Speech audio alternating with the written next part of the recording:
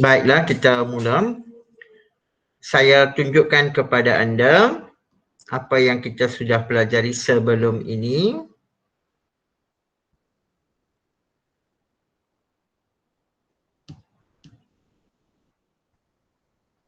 Okey.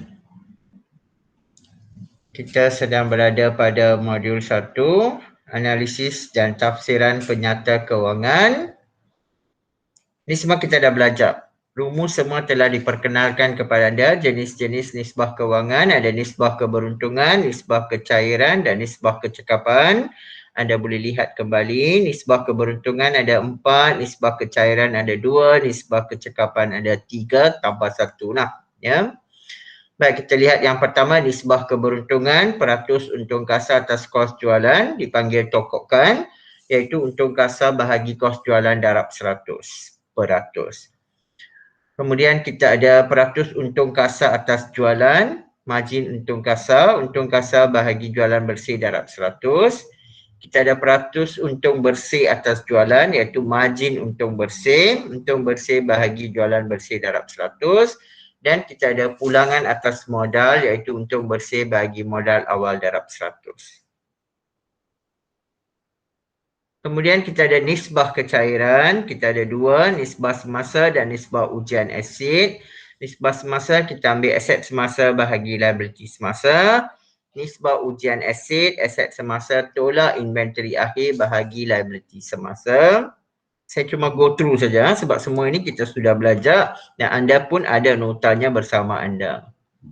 Kemudian kita ada nisbah kecekapan, kita ada kadar pusing ganti inventory, kita nak tahu berapa kali kita ambil kos jualan bahagi inventory purata. Inventory purata ialah inventory awal tambah inventory akhir bahagi 2. Kemudian kita ada tempoh kutipan hutang, akaun belum terima bahagi jualan kredit darab 365. Dan tempoh pembayaran hutang, akaun belum bayar bahagi belian kredit darab 365. Semua rumus ini anda sudah ada. Latihan pun kita sudah buat minggu lepas. Minggu ini kita nak memperkukuhkan awak dengan memberi latihan tambahan dan kita akan akhiri modul ini hari ini sebab minggu depan saya nak masuk modul 2. Ya, kita ada semuanya 7 modul dalam tingkatan 5. Kita nak segerakan, kalau boleh kita nak habis dalam bulan 6, bulan 7 kita nak habis semua silabus. Lepas tu kita ada masa untuk buat ulang kaji, ya.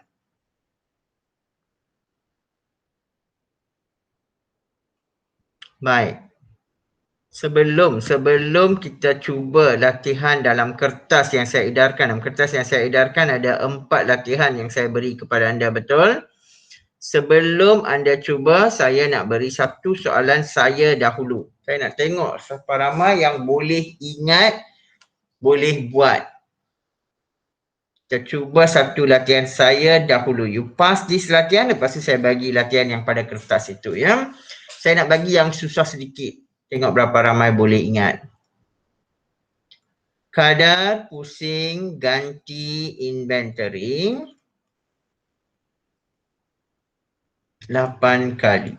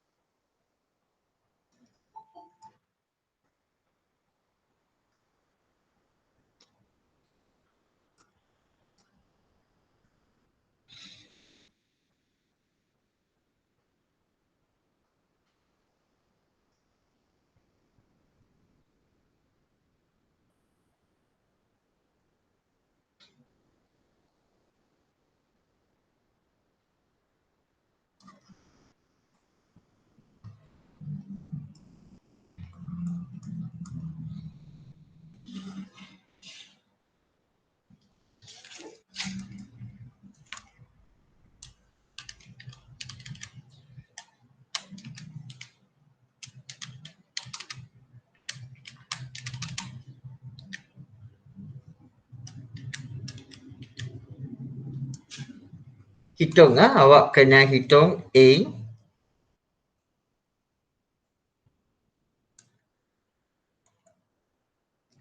B, C, D, E,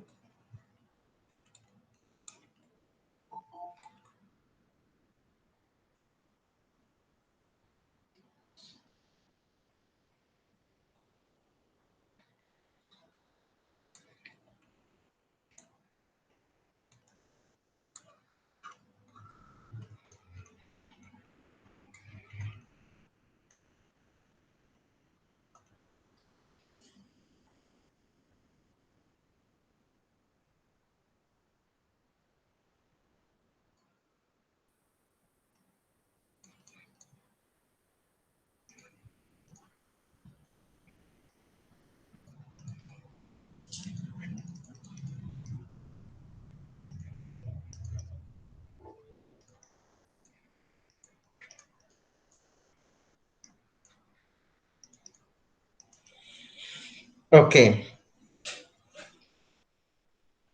cuba. Sir, Hmm. cannot see your question, sir. Okey.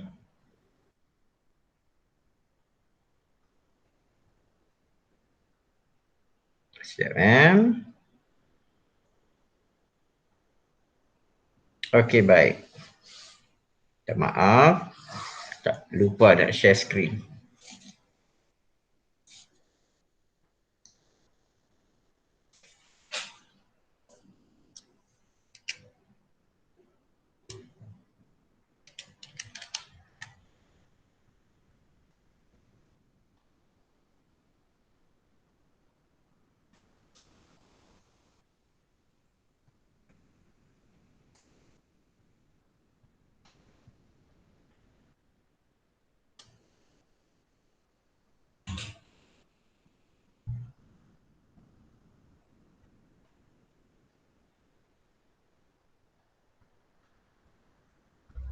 Boleh cuba?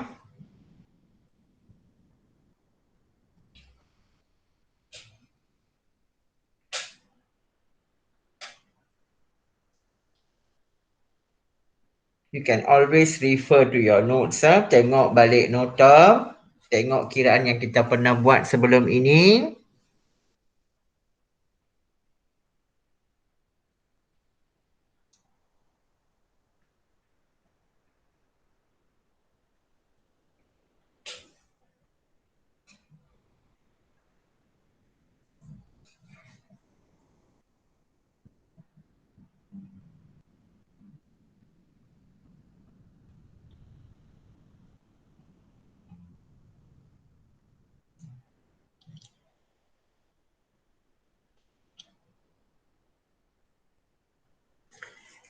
And share your answer.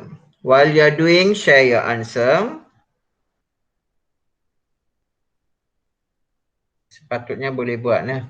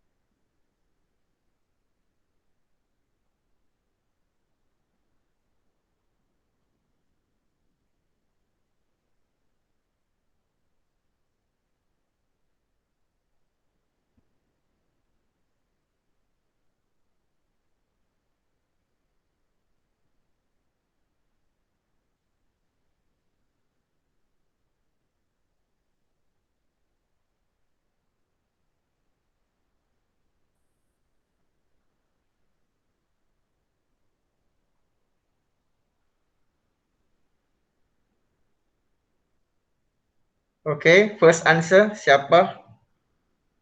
Jawapan pertama. Siapa nak jadi orang pertama yang beri jawapan yang betul? Inventory purata is the easiest. 4,000. 4,000. Tania.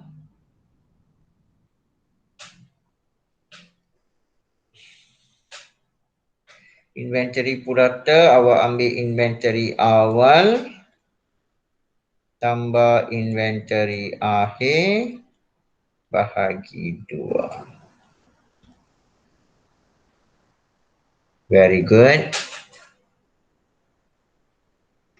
Siapa yang boleh cari kos jualan ni memang pelajar yang hebat lah, pelajar A+. Siapa orang pertama yang nak beri jawapan kos jualan? Excellent. Siti Nasuha, orang pertama beri jawapan kos jualan. Ada jawapan lain? Mungkin awak rasa jawapan dia tak betul. Awak ada jawapan sendiri. You can share your answer.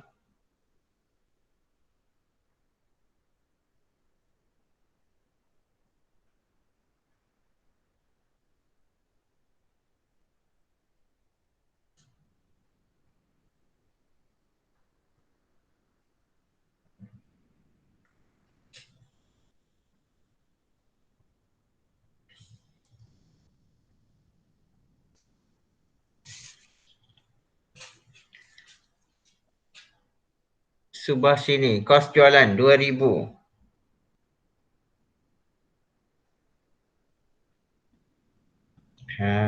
Ada banyak cara untuk mencari kos jualan kan? Tapi kalau awak hanya ambil inventory awal tolak inventory akhir, that is not the answer. Bukan. Okay. 2,000 definitely not the answer. Sudah 40,000 kos jualan. No. Apa, good try.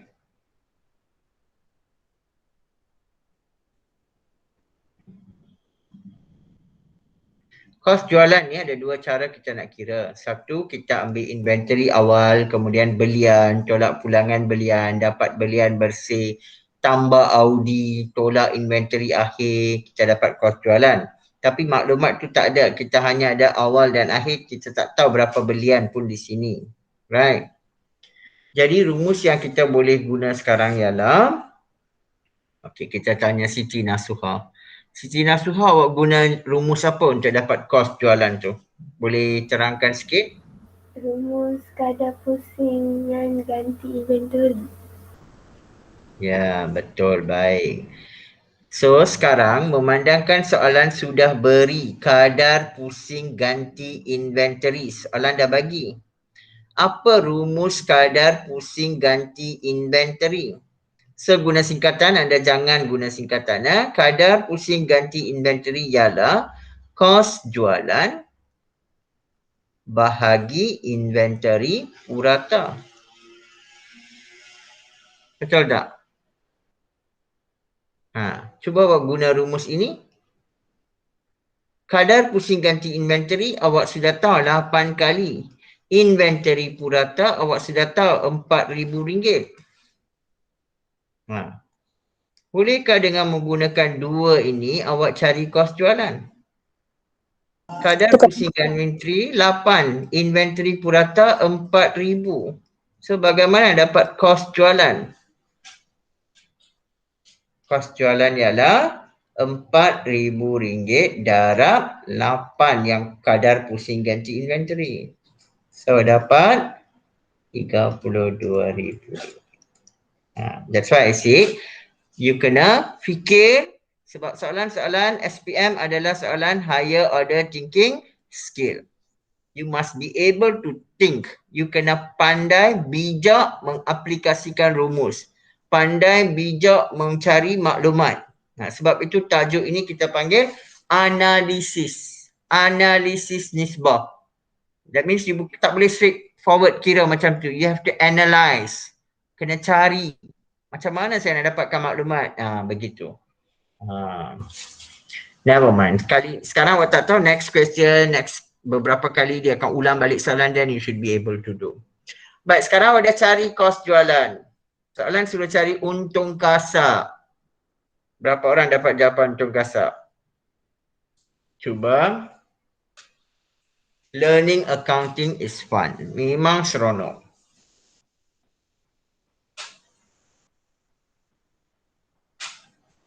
Cuma jangan putus asa saja. Tengok balik. You can always see your notes. Tengok nota balik. Cari. Saya pernah beri kepada awak rumus untuk mengira, ya.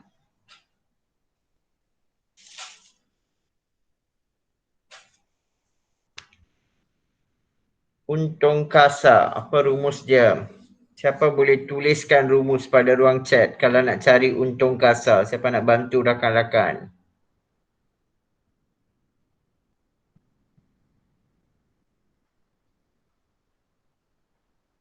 Ada tak?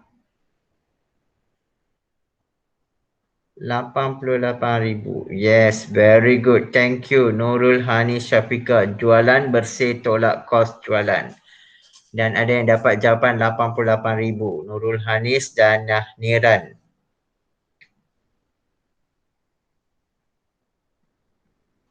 Untung kasar. Okey, mari kita lihat. Betul, tahniah kepada yang beri rumus kepada saya. Untung kasar ialah jualan bersih tolak kos jualan. Jualan bersih ialah jualan tolak pulangan jualan. Dalam soalan ini dia tak ada pulangan jualan. Dia hanya beri jualan. Maka jualan adalah jualan bersih. Kos jualan awak sudah kira 32. Jualan ialah 120,000.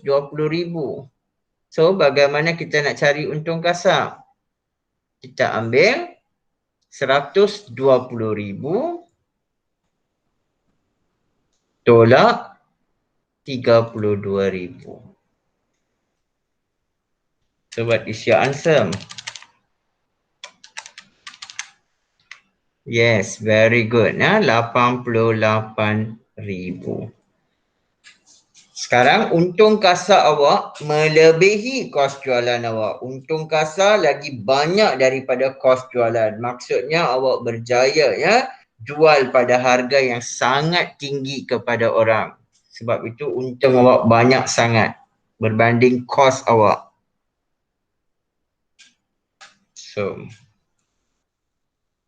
siapa boleh beri rumus tokokkan?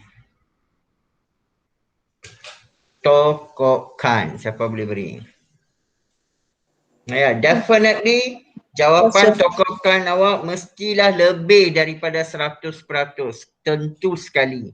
Sebab untung awak melebihi kos jualan, ya. Jadi mesti more than 100%.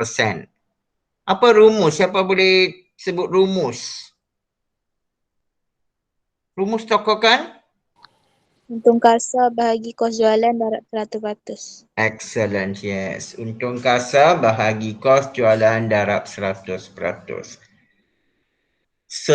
Guna singkatan. Anda jangan, never use short form. And please remember pelajar, 100% ini adalah simbol sahaja. Jangan pergi darab. So, untung kasar saya sekarang ialah 88,000.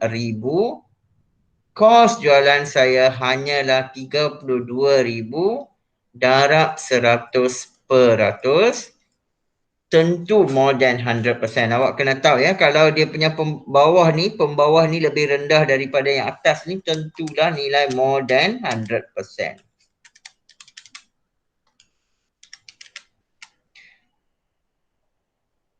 So, you dapat 275%. Awak peniaga yang hisap darah lah. Letak harga tinggi sangat. Never mind. Kita tengok margin untung kasar macam mana. Itu untung kasar saja kan. Ini kita nak tengok margin untung kasar. Kalau banding dengan jualan bersih berapa peratus. Tadi kita banding dengan kos jualan saja. Sudah dapat jawapan? Siapa dalam kalangan anda boleh beri jawapan untuk, rumus untuk margin untung kasar? Untung kasar bahagi Hmm. bersih darab 100%. Betul. Untung kasar bahagi jualan bersih darab 100%. Come on. Who is the first one to give the answer?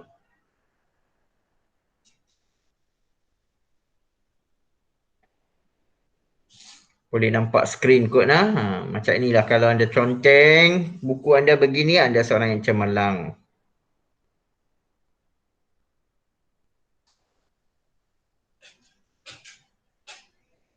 Siapa beri rumus? Sudah beri rumus. Untung kasar bahagi jualan bersih darab 100%. Never use short form, please remember. Untung kasar saya ialah 32,000. Jualan bersih saya 120,000 darab 100%. Apa jawapan anda? 0.33%. Ya, mesti 2 tempat perpuluhan. 73.33%. Okay, so far so good. Very good. Excellent. Teruskan dengan next question. Margin untung bersih. Very straightforward. The question and answers are there. You perlu ambil dan letak nilai saja. Siapa nak share rumus untuk margin untung bersih? Come on, siapa? Selalu Irdina saja. Ada orang lain nak beri? Ya, Nurul Hanis. Untung bersih bagi jualan bersih darab 100%. Excellent, yes. Untung bersih bagi jualan bersih darab 100%. Jawapan, siapa nak beri jawapan?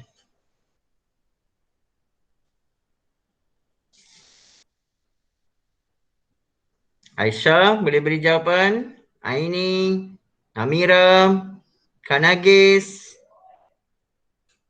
Subashini.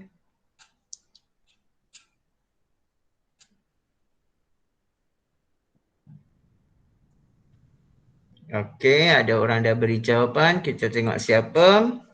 Aisyah, Syuhada, Amira. Tapi ada dua jawapan berbeza, kenapa? Mari kita semak jawapan siapa yang betul. Margin untung bersih ialah untung bersih bahagi jualan bersih darab 100%. Saya dah ulang banyak kali yang pelajar, jangan guna short form seperti ini. Tolong tulis penuh ya. Untung bersih kita ialah 80,000. Jualan bersih kita ialah 120,000 darab 100. Berapa? 80,000 bahagi 120,000 darab 100. 66.67. Okay, very good. Nampaknya semua boleh ikut dah. Mungkin tulisan saya dekat-dekat sangat tapi I hope you can see. In fact, you can do. Alright, pulangan atas modal. Siapa boleh beri rumus dahulu? Haziq boleh? Haziq, Haidi.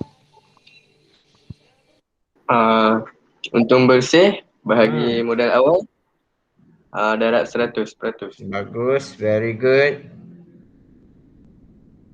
Untung bersih bahagi modal awal darab 100%. Untung bersih saya sudah ada di sana, tak jadi masalah pun.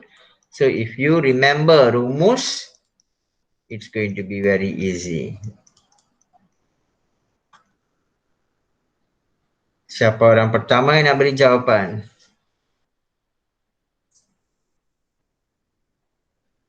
Oh, yang tadi bagi 53.33 tu ulangan atas modalnya.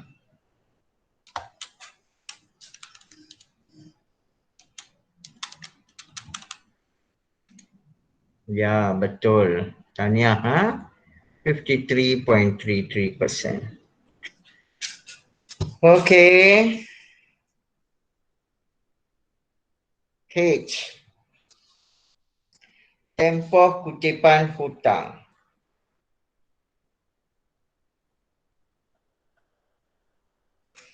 Dia kata jualan kredit 80% daripada jualan. Okey. First of all, siapa boleh beri rumus tempoh kutipan hutang? Kanagis, boleh. Kanagis. Saya Okey, Hanis, cuba. akaun belum terima bahagi jualan kredit darab 365 hari. Ya, betul. Akaun belum terima bahagi jualan kredit darab 365. Jualan kredit ialah 120,000 ni jualan. Dia kata 80% daripada jualan adalah jualan kredit. Jadi awak darab 80% daripada jualan awak. So 120,000 darab 80%. 96,000 ya. Kita dapat, saya tulis sini ya, jualan kredit saya dapat 96,000. ABT saya, akaun belum terima saya 14,000. See ya. Gunakan short form sewenang-wenangnya. Anda jangan ya, anda pelajar-pelajar yang baik yang dengar cakap ya. Jadi tempoh kutipan hutang rumus dia ialah akaun belum terima bahagi jualan kredit darab 365. 365 maksudnya hari dalam setahun. So ABT saya 14,000. Jualan kredit saya 96,000 darab 365. Siapa dah beri jawapan sebelum saya tunjukkan jawapan?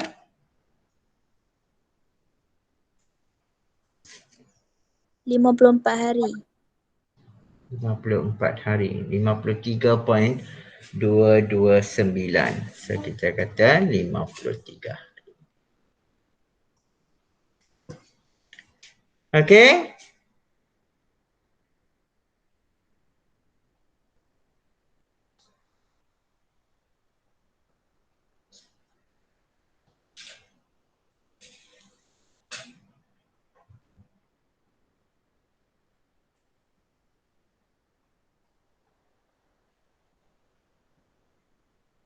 Tak ada masalah, saya tengok ya perjalanan pelajaran hari ini sangat lancar, pelajar dapat jawab dengan baik, rumus pun anda dapat ingat.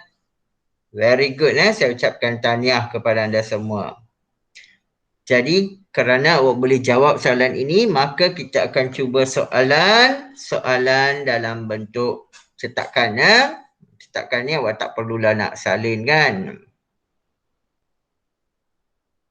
Saya percaya awak sudah ada soalan ini bersama awak. Okey, kita tengok soalan yang pertama. Maklumat berikut dipetik daripada rekod perakaunan 2 buah perniagaan yang menjalankan perniagaan runcit. Kedudukan kewangan pada 31 Disember 2016 adalah seperti berikut. Kita ada maklumat tentang Nafsa Enterprise dan kita ada maklumat tentang Angah Trading. Kita ada dua ya. Kita ada satu Nafsa, satu lagi kita ada Angah Trading. Soalan tanya, kedai manakah yang lebih cekap menguruskan stok? Beri alasan anda.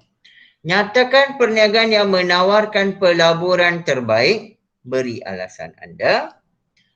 Soalan ketiga dia tanya, adakah Nafsa Enterprise mampu membayar liability semasanya? Berikan alasan anda.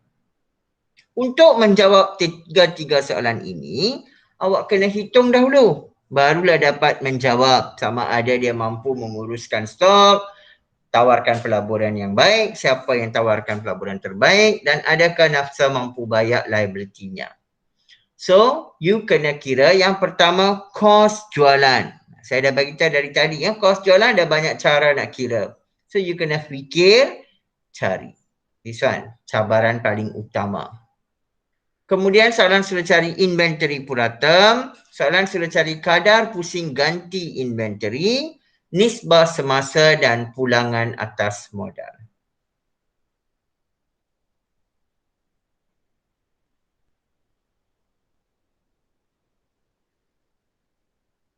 Boleh? Hitung untuk siapa? Awak tak payah hitung untuk Angah. Angah dia bagi dah jawapan untuk pulangan atas modal dan kadar pusing ganti inventory. Awak perlu kira untuk nafsa enterprise saja. Cari untuk nafsa.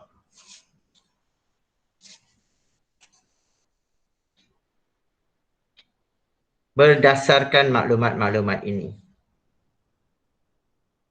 Okey, siapa orang pertama yang dapat cari kos jualan memang hebat. Inventory purata siapa pun boleh. Kalau you tak cari kos jualan, you tak boleh kira kadar pusing ganti inventory. Nak kira nisbah semasa, you mesti tahu yang mana aset semasa, yang mana liability semasa. I strongly believe that you can do. Give me the first answer, be the first one to give the right answer. Okay, I leave it to you. Start now. Ada yang dah kira? Very good. Tak sempat saya habis cakap dia dah kira dah.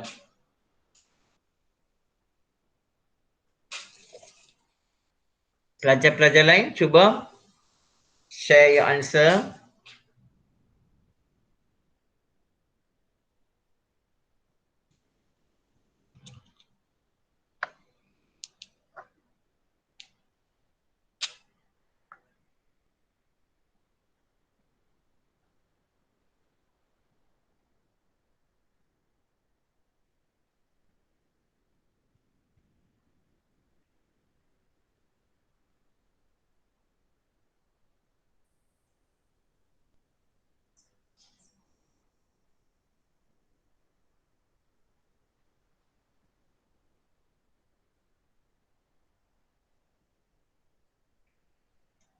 Irdina, 75,000 tu jawapan apa ya?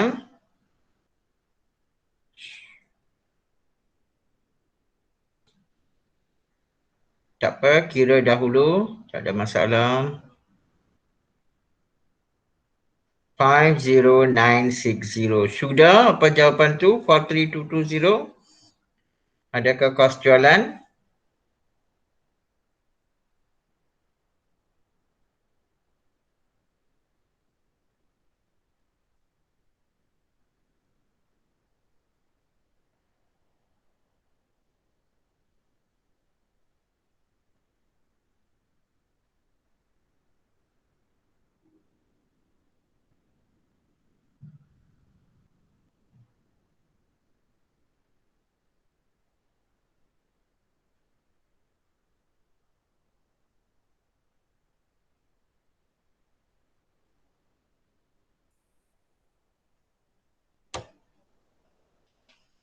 Okey, lagi. Saya masih tunggu jawapan beberapa orang sebelum kita bincang. Saya nak beberapa orang kongsi jawapan. Ayumi, senyap saja hari ini. Ifam,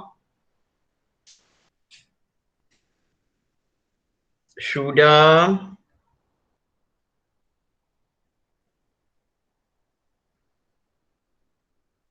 Ayumi kos jualan 43220. Lagi. Niran, apa jawapan kos jualan awak? Okey, dalam soalan ini, apa yang saya boleh ambil? Ya, sebenarnya saya ada beberapa cara yang saya boleh kira kos jualan. Kalau saya nak kira kos jualan, saya juga boleh guna rumus ini. Untung kasar sama dengan jualan bersih tolak kos jualan. Jadi saya kena tengok dalam soalan ada tak untung kasar? Tak ada. Jualan ada. So, satu saja ada, saya tak boleh guna rumus ini. Saya juga boleh guna rumus kadar pusing ganti inventory sama dengan kos jualan bahagi inventory purata. Saya boleh cari kos jualan di sini. Tapi, Inventory purata saya boleh cari, kadar pusing ganti saya tak tahu, sebab itu pun soalan suruh cari. Jadi saya tak tahu dua perkara, so saya tak boleh guna rumus ini. Jadi saya hanya ada satu lagi option untuk kira kos jualan, iaitu saya kena mula dari awal lah. Saya kena ambil inventory awal. Ingat tak rumus tu, inventory awal, belian, tolak pulangan belian, tambah Audi, tolak inventory akhir. Baik. Jadi saya nak guna rumus ketiga ini untuk cari kos jualan.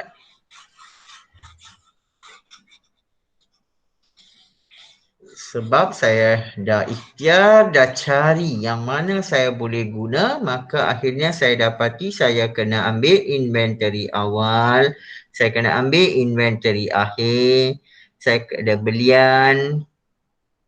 Senang kerja saya tak ada pun angkutan masuk, upah atas belian, semua tu tak ada. So saya hanya perlu guna 3 perkara ini saja. Jadi saya ambil inventory awal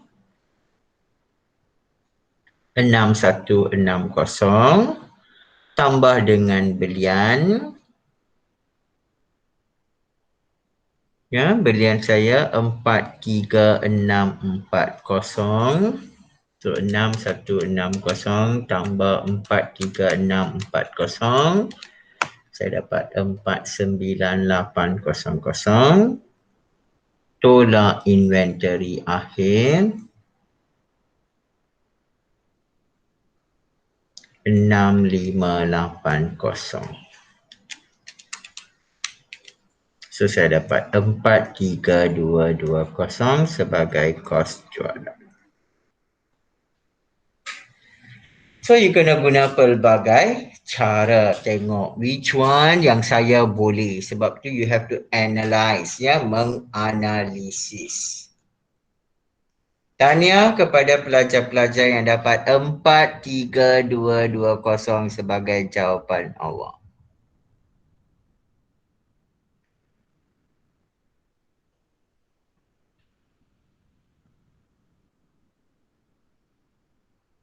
Jangan terbalik, ya. Jangan ambil yang Disember sebagai inventory awal, Januari sebagai inventory akhir.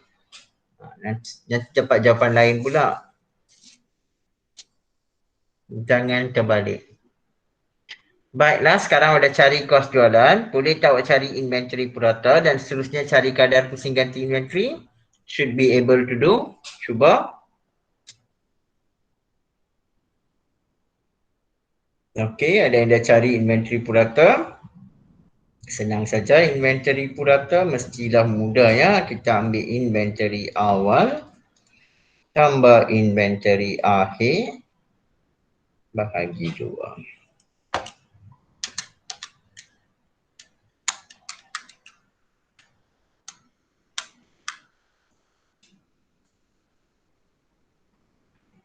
Okay, you are right.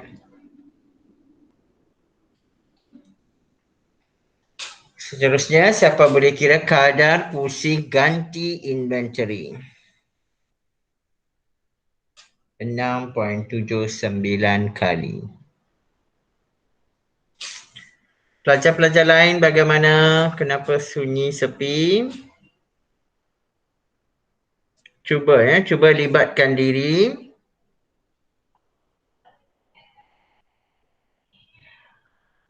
Kadar pusing ganti inventory ialah kos jualan bahagi inventory purata.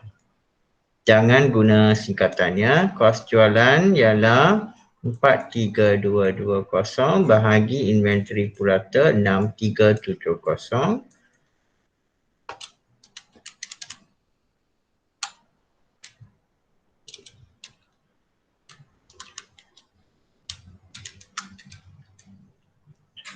Ya, betul, 6.79 kali.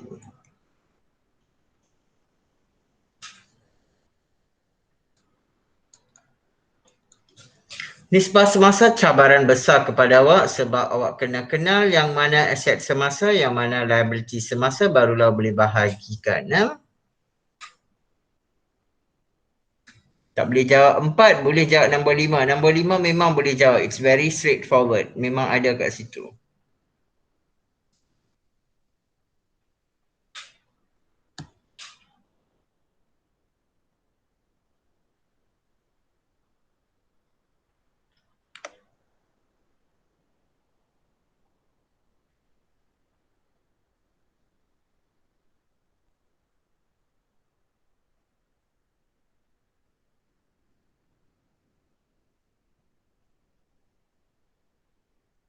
Okay. First of all, you must identify which one is asset semasa, which one is liability semasa. Saya ada dua jawapan. Seorang cakap 2.68, seorang cakap 2.7, seorang lagi cakap 2.69. Tak apa. Cuba lagi. Ada lagi jawapan lain.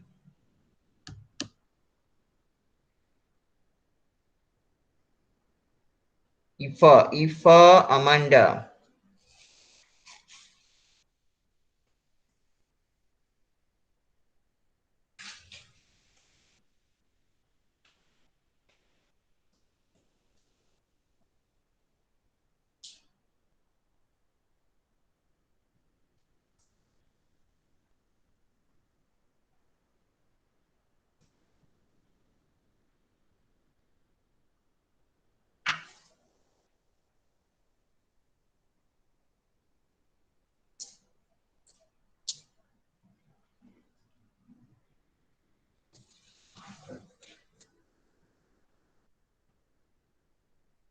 $2.81. Okay. Let us identify which one is asset semasa, yang mana liability semasa. Saya guna warna biru untuk asset semasa. Saya guna warna pink untuk liability semasa. Mari kita cari asset semasa. Jangan lupa inventory. Salah color. Jangan lupa inventory akhir sebagai aset semasa awak. Kemudian perabot adalah aset bukan semasa, kenderaan bukan semasa, akaun belum terima adalah aset semasa. Bank aset semasa. Prabayar aset semasa. Mari kita cari liability semasa. Liability semasa kita ada akaun belum bayar. Kita ada kadar bayaran belum bayar. Itu saja. Lengkapan ialah aset bukan semasa, tak ada kaitan. Jadi kita ambil aset semasa. Kita tolak dengan liability semasa. Jadi kita ambil aset semasa kita ialah 6580 21185 aset semasa ya. 32340 dan 220. Liability semasa kita ada 21490 dan 900 tambah. Okey, guna kalkulator dan tambah 6580 plus 21185 plus 32340 plus 220. 60325 21490 tambah 900 22390. So 60325 bahagi 22390 kita dapat bahagi ya, you can ambil 60325 bahagi 22390. So kalkulator tunjuk 2.69. Awak kena letak nisbah 1. Okey, kalau awak tak dapat jawapan tu bermaksud awak tak kenal lagi ya yang mana aset semasa, yang mana liability semasa. Mungkin awak tersilap ambil. It's okay, pelajar-pelajar silap kali pertama bukan bermaksud silap selama-lamanya ya. Yang penting ada usaha untuk maju ke depan. Yang penting awak cuba sedaya upaya. Alright, done. 2.69 nisbah 1. Sekarang pulangan atas modal untung bersih bahagi modal awal darab 100. And it's just there, untung bersih ada. Ambil saja, tak susah pun kerja awak ya. Modal awal ada, ambil saja. Darab 100%. Ada yang awak kena fikir, ada yang dia memang bagi direct question.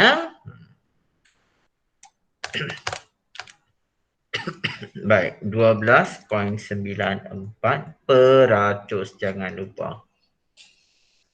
Okey, setakat ini okey. Baik, kerja kita belum selesai. Sekarang kita kena jawab soalan-soalan ini. Ada 3 soalan dia tanya, kita kena jawab ketiga-tiga soalan tu. Okey, biar saya padam dahulu semua ini. Ulangan atas modal ialah 12.94%. Okey, let me erase and kita cuba jawab.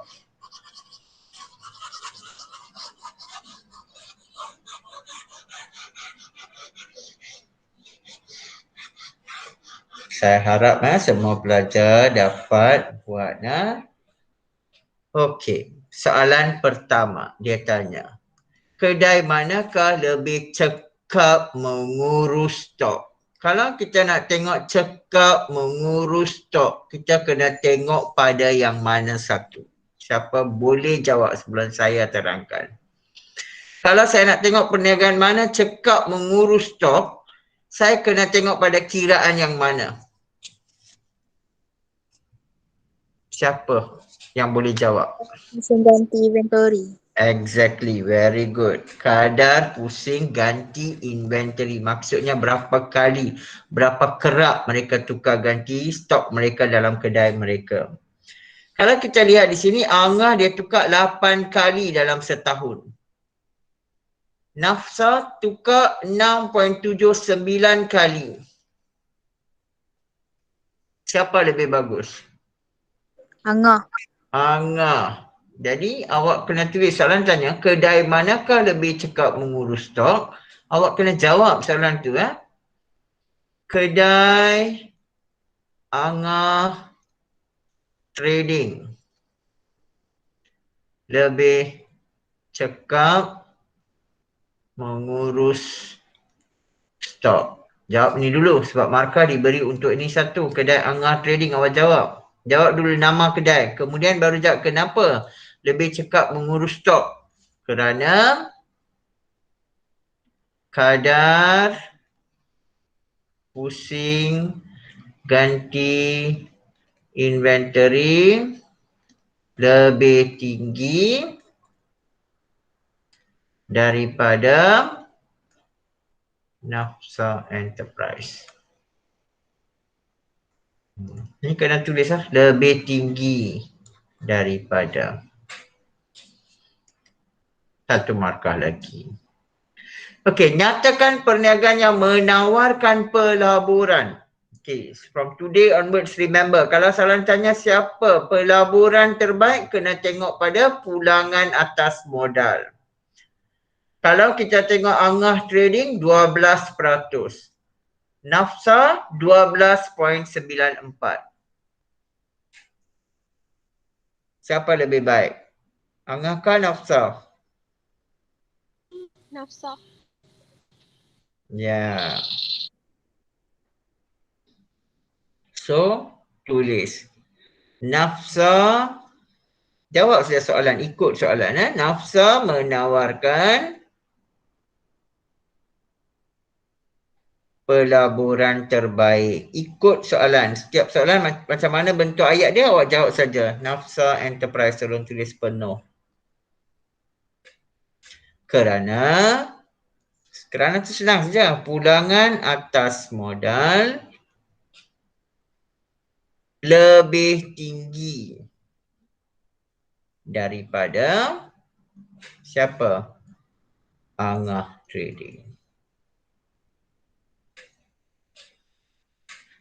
Soalan 3 dia tanya, adakah Nafsa Enterprise mampu membayar liability? Mampu tak mampu kita lihat pada mana? Mampu tak mampu membayar hutang. Kita tengok pada nisbah semasa. So nisbah semasa dia 2.69 nisbah 1. Right. Angah Trading tak ada. Sebab apa? Kita bukan nak bandingkan. Kita bukan nak bandingkan antara Nafsa dengan Angah. Soalan tanya, Nafsa mampu bayar ke tak mampu bayar.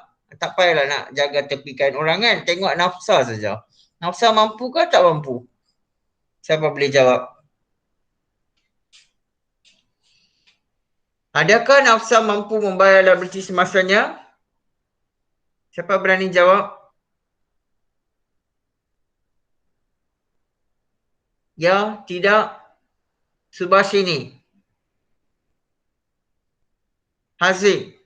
Mampu. Mampu. Kenapa mampu? Ya, sir. Lebih dari sebuah satu. 2.69/1. Apa maksud 2.69/1 tu?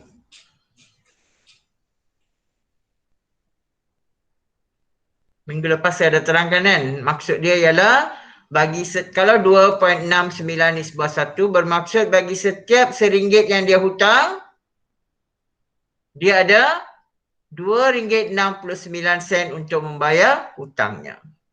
Jadi awak kena tulis nafsa enterprise mampu membayar liability semasanya kerana bagi setiap RM1 yang dia hutang, nafsa enterprise mempunyai RM2.69 untuk membayar hutang tersebut.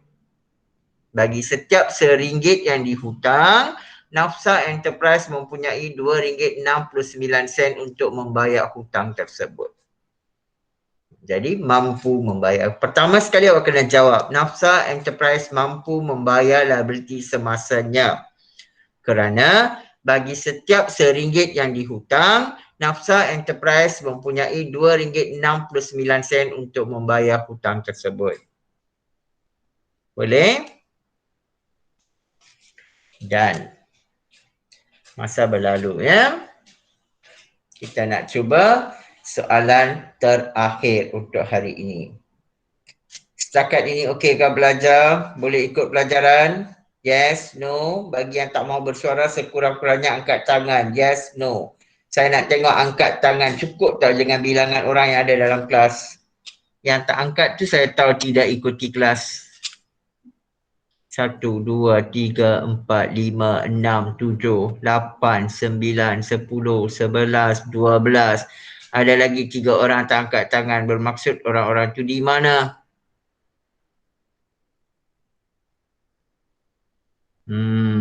Saya boleh tahu dah siapa yang tak ada di depan komputer atau phone dia sekarang. Siapa itu rahsia awak dan saya. Baik, kita teruskan dengan latihan seterusnya. Are you all okay ya? Saya cuba cari soalan yang tak adalah sangat susah ya. Baik, kita cuba. Okey. Saya padam dulu warna-warna yang ada supaya tak ganggu ketenteraman awak. Alright. Fikirlah sendiri. Saya beri awak masa lebih kurang 5 minit untuk cari jawapan bagi setiap satu. Saya tak mau cakap apa. I just leave it to you. You try first.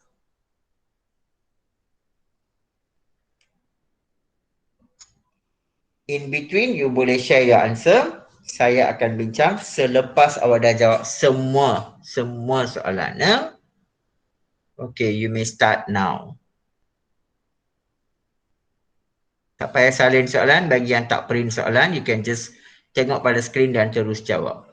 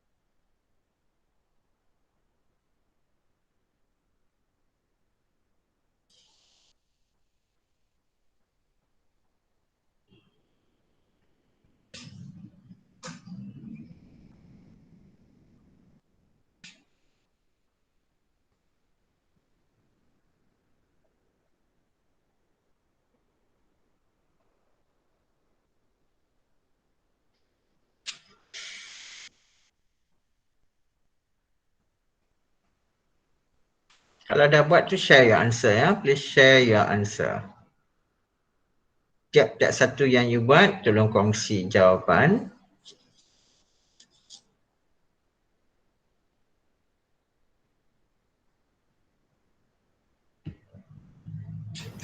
Sir, nak tanya boleh? Ya. Tempoh kutip hutang tu kan? Kan dapat 55.28. Lepas tu nak ambil 55 hari ke nak ambil 56 hari? Dia kalau ada perpuluhan, kita kena gerak ke depan 1 hari. So kalau dia ada, walaupun dia bukan cukup 5. Oh, okay. Thank you, sir. Okay.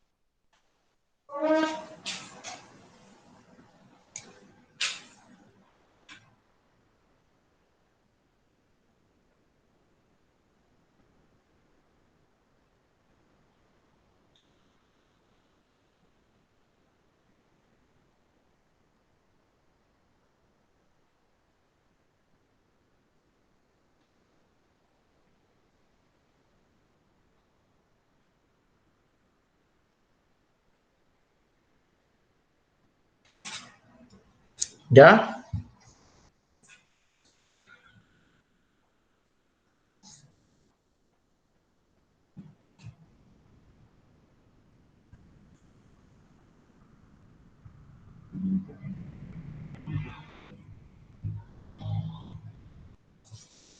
Margin untung bersih. Margin untung bersih. Kita kena ambil untung bersih. Bahagi jualan bersih. Ada dah. So bukanlah masalah besar ya. Tapi cari, tengok ada tak pulangan jualan. Kalau ada, you kena tolak. Tak ada, tak apa. Ambil saja yang ini. So nombor 1, margin untung bersih.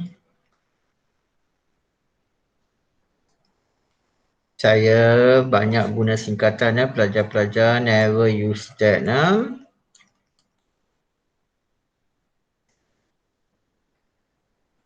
Sebab saya tak ambil SPM. Yang ambil SPM awak.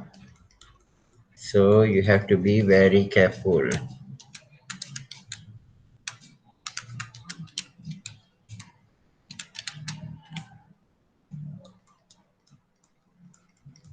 Betulkah jawapan yang pertama 25% dapat? Very good, excellent. Soalan kedua dia tanya nisbah semasa. Nisbah semasa ialah aset semasa bahagi liability semasa. Jadi saya kena kenal pasti yang mana aset semasa, dan yang mana liability semasa. Okey, saya cari dahulu aset semasa. Inventory akhir, akaun belum terima, tunai di tangan. Saya cek semula. Inventory akhir, akaun belum terima, tunai di tangan. Jadi saya ada 6240 tambah 9184 tambah 3296 bahagi liability semasa. Liability semasa saya ada akaun belum bayar. Saya ada pinjaman bank. Kalau dia hanya sebut pinjaman bank, itu adalah liability bukan semasa. Overdraft bank. Dua saja. Okey, kena hati-hati ya, takut kita silap. 5040 plus 4320. So, 6240 tambah 9184 tambah 3296. 18720 bahagi 5040 tambah 4320. 9360. So 18720 bahagi 9360 cukup 2, so 2 nisbah 1. Betul ke pelajar? Very good. Anda dapat jawapan tu. Nombor 3. Soalan tanya nisbah ujian asid. Kalau nisbah ujian asid, kita akan ambil aset semasa tolak inventory akhir bahagi liability semasa. Jadi, jumlah aset semasa saya tadi adalah 18720. Saya tolak dengan inventory akhir 6240. Saya bahagi dengan 9360.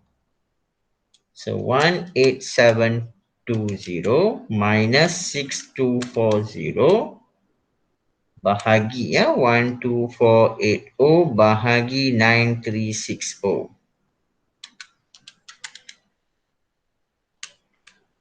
Kita dapat 1.33 nisbah 1. Betul ke? 1.13. Inventory akhir. Aset semasa saya 18720. Saya tolak dengan inventory akhir 6240. 18720 tolak 6240. 12480 bahagi 9360. 1.33 nisbah 1 ya. Betul? Kenapa tak ada orang cuba jawapan tu? Soalan tu kenapa tak ada orang cuba? Okey. Baik. Soalan terakhir dia tanya tempoh kutipan hutang. Tempoh kutipan hutang ialah ABT bahagi jualan kredit darab 365. So, darab 365, ABT kita 9184. Jualan kredit, dia tak bagi tahu berapa jualan kredit. Betul tak? Jadi, semua jualan kita anggap sebagai jualan kredit. Sebab soalan tak nyatakan berapa peratus jualan kredit. Darab 365. 9184 bahagi 33280 darab 365. 9184 bahagi 33280 darab 365. Berapa hari ya pelajar? How many days? Siapa dah kira? Ada yang dah kira ke? Apa jawapan anda? Tak ada orang share.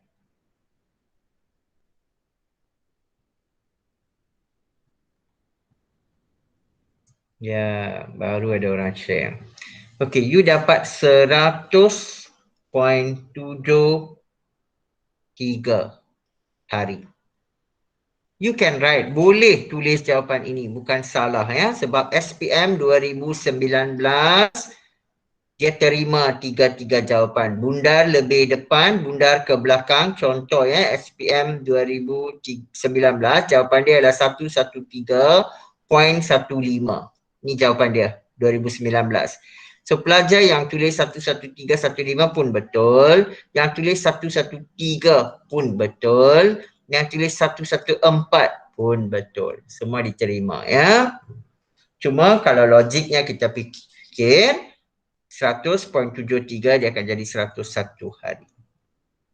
Kalau 100 macam ni 113.15 juga boleh consider as 114 sebab hari sudah 113.15. Takkan kita nak tolak jadi 113. Ada pelajar anggapan begitu. Doesn't matter ya. Tapi kalau jawapan kalau tak pasti nak tulis yang mana, ikut matematik biasa. Anything that 0.5 you tambah, kurang daripada 5 you kurangkan. Alright? Senang kerjawab. Jangan pergi tulis 3 jawapan. Alright. Kita belum selesai. Soalan terakhir. Adakah perniagaan mampu membayar atau tidak mampu membayar hutang jangka pendek? Of course lah mampu ya. Kita dapat lihat di sini. Nisbah dia dengan jelas kita dapat 2:1. Bermaksud perniagaan ini mampu ya. Perniagaan ini mampu membayar hutang jangka pendek kerana, dan you tulislah kerana bagi setiap RM1 yang dihutang, perniagaan ini mempunyai RM2 untuk membayar hutangnya atau hutang tersebut. Whatever lah ikut bahasa Melayu awak yang cantik. Alright. Ada soalan? Saya percaya kita sudah selesai modul 1 dan finish. Saya tak mau ulang dah. Saya tak mau pegang buat latihan lagi, saya tak mau. Saya nak akhiri modul 1. Minggu depan saya nak masuk modul 2. Saya nak bagi habis semua modul dahulu. Lepas tu baru kita buat latih 2B. Ya. Kalau tidak kita memanjang buat latih 2B pun no point. Alright. Setuju dengan saya? Minggu depan saya nak masuk modul 2 tingkatan 5, rekod tak lengkap. Jadi saya harap semua pelajar dapat beri kerjasama, bawa buku nota dan catat. Yang penting catat. Lepas tu saya beri nota latihan macam ini kan. Last saya bagi latihan, you print out, you lekat dalam buku. Kalau awal-awal sudah print out, istilah tu kita akan ingat. Yang penting salin. Bila kita salin, baru kita akan ingat istilah-istilah itu dengan baik. Alright, if you have no question, saya nak akhiri pelajaran kita hari ini di sini. Are you all okay? Okay, sir. Okay, jika okay, saya nak pesan kepada pelajar-pelajar yang masih belum masuk grup Telegram Negeri Pulau Pinang. Dalam grup WhatsApp saya dah masukkan. Go and register yourself. Masuk, tak ada bayaran apa pun, free aja ya. YouTube channel juga saya ada buka satu YouTube channel yang ada video-video pengajaran. Go for it. Okay, with that, thank you so much. Jumpa lagi di Line Lebaran. Bye-bye. Thank you, sir. Bye. Thank you, sir. Thank you, sir. Okay, jumpa lagi. Thank you, sir. Okay.